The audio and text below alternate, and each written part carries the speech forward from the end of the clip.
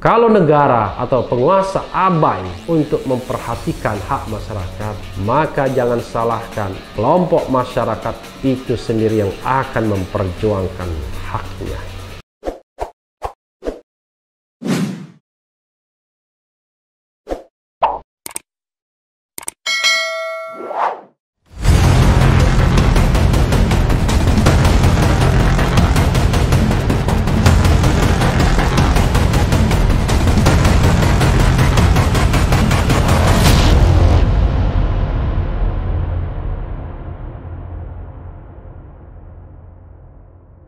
Assalamualaikum warahmatullahi wabarakatuh, sobat RH sekalian.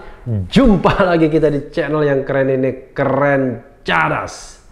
Kali ini saya ingin membacakan sebuah pernyataan dari kami, Koalisi Aksi Menyelamatkan Indonesia.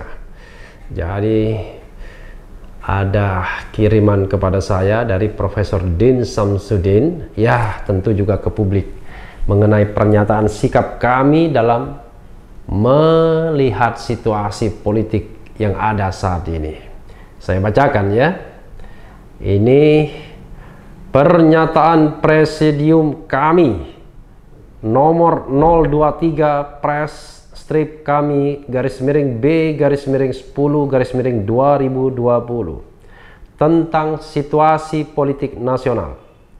Dengan nama Tuhan yang Maha Esa, mencermati perkembangan situasi politik nasional pasca pengesahan Undang-Undang Cipta Kerja yang telah mendorong gerakan protes berbagai elemen rakyat, khususnya buruh, mahasiswa, pelajar dan lainnya, dengan senantiasa mengharapkan ridho Allah Subhanahu wa Ta'ala, Tuhan yang Maha Kuasa, Presidium Koalisi Aksi Menyelamatkan Indonesia kami menyatakan hal-hal sebagai berikut. 1. Mendukung gerakan buruh, mahasiswa dan pelajar yang berjuang menuntut hak dan membela aspirasi demi keadilan dan kesejahteraan berdasarkan Pancasila. Undang-Undang Cipta Kerja yang dipaksakan pengesahannya adalah bertentangan dengan nilai-nilai Pancasila yang menekankan keadilan sosial bagi seluruh rakyat Indonesia. Karenanya patut ditolak.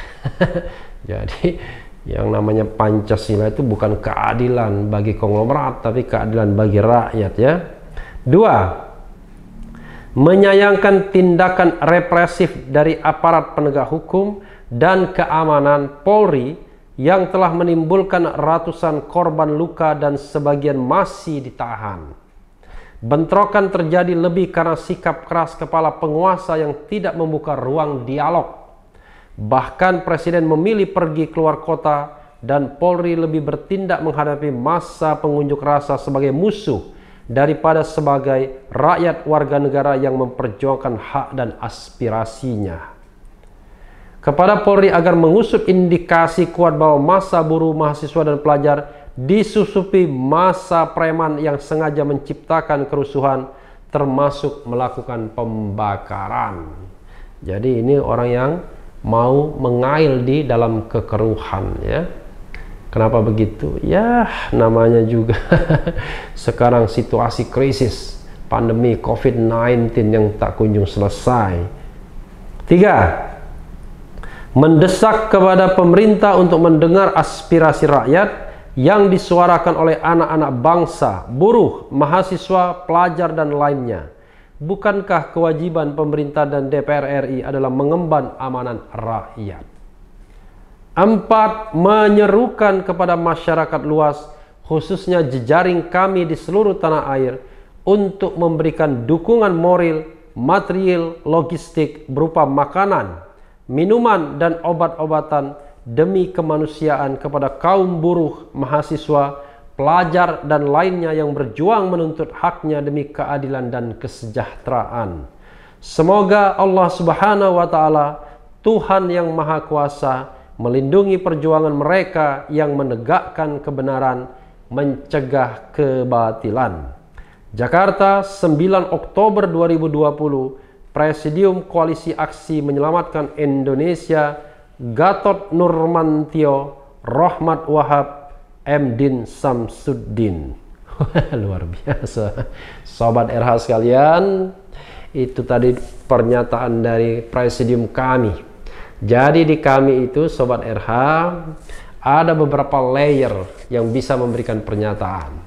Pertama adalah rapat pleno deklarator, ya yang jumlahnya ratusan.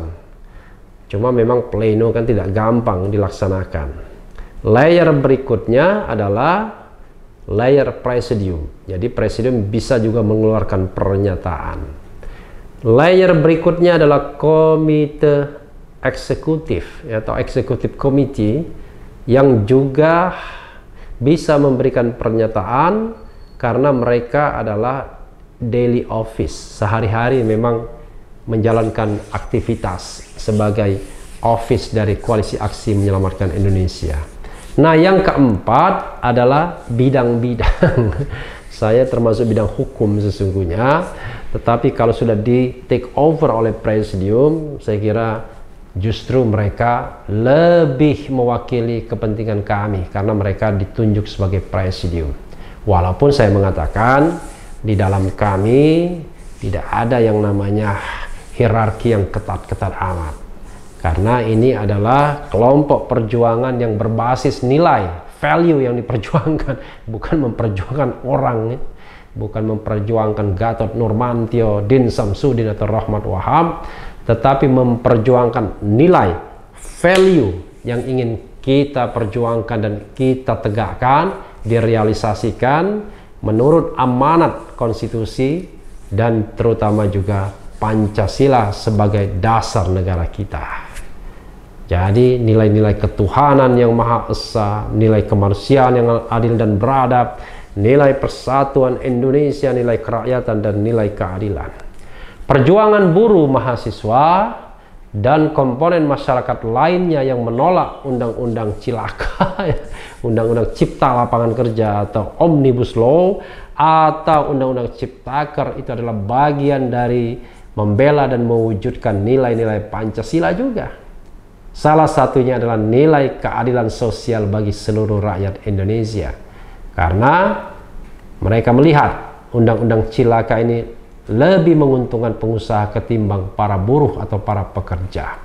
Memang terjadi debat antara pemerintah yang pro undang-undang ini dengan komponen society yang katakanlah menolak undang-undang ini. Mereka beradu di media sosial mengenai hoax. Pemerintah berusaha meluruskan hoax yang katanya tersosialisasi di masyarakat.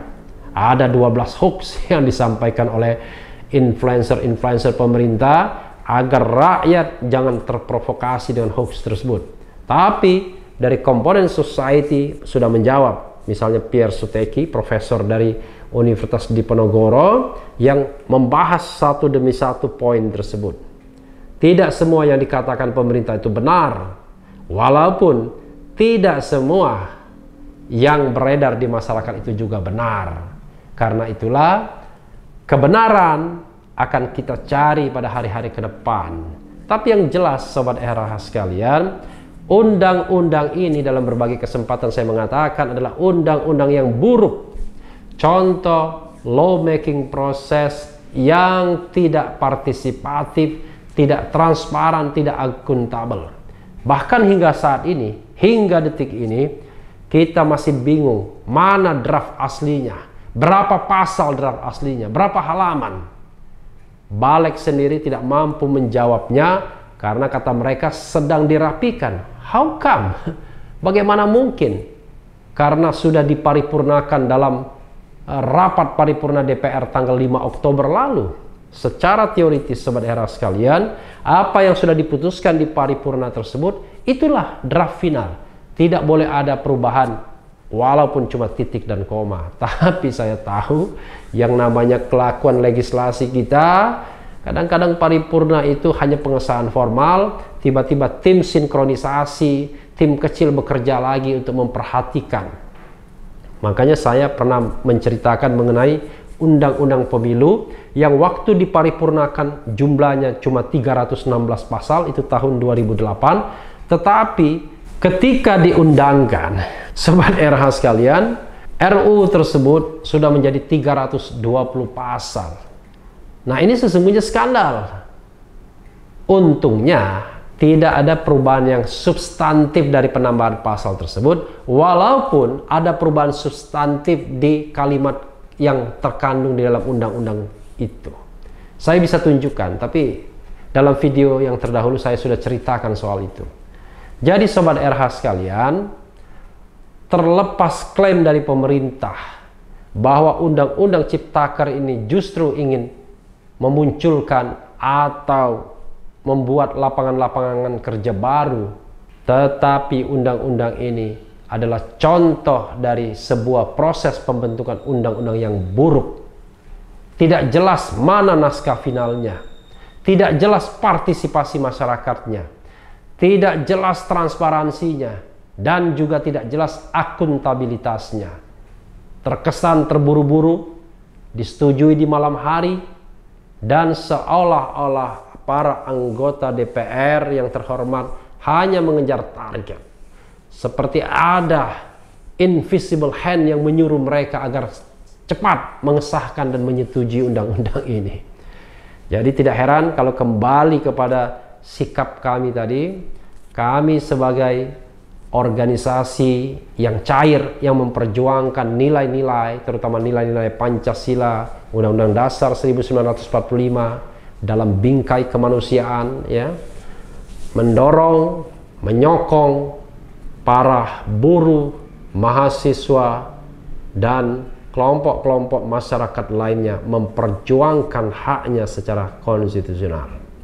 Kalau negara atau penguasa abai untuk memperhatikan hak masyarakat, maka jangan salahkan kelompok masyarakat itu sendiri yang akan memperjuangkan haknya. Sobat RH sekalian, itu saja. Yang penting tetap di channel ini, karena di channel ini Anda akan dirayu, ditipu, dibaperin, dicecar, diuber pula di jalan. Karena channel ini adalah channel yang mengancam dan memeras serta membenci. Jangan lupa subscribe, like, comment, and share. Cheers!